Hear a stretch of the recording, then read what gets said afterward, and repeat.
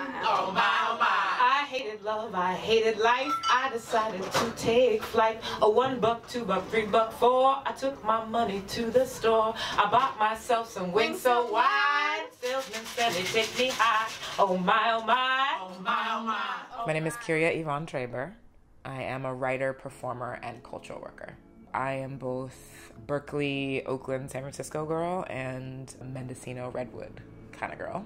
I had chronic insomnia and depression in middle school, being, aggressively bullied by my peers and, living through poverty. And I needed a tool, and my tool was writing.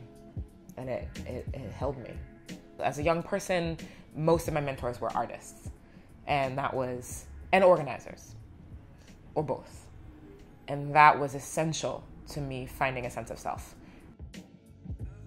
The term cultural worker wasn't something I was introduced to until I moved to New York by a friend, Che Long, who was an organizer.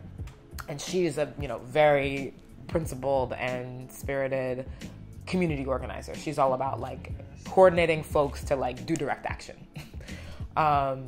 which is really valuable and something I also did in my early college years, but something I got burned out from. Something that was not healthy and sustainable for me physically, with my physical needs, and also felt in conflict and in contrast with my art making in a way that there was organizers that were belittling and diminishing art, and I took on some of that. At the time that I was making art, I was still saying this ain't for nothing, this ain't useful, this is just frivolous expression. I could not disagree with that more now. But it took me a long, winding route of burning out from movement work, focusing on art to sort of heal myself, realizing that I was still on the precipice and edge of movement, trying to figure out how those things work together and understanding, again, there is this dialogue. It is not necessarily, the cultural work is not necessarily to shut down the system, but more to think about those of us that are working and living under the foot of the system. How do we commune with one another? How do we articulate ourselves? How do we envision a world that we want? We do that through culture.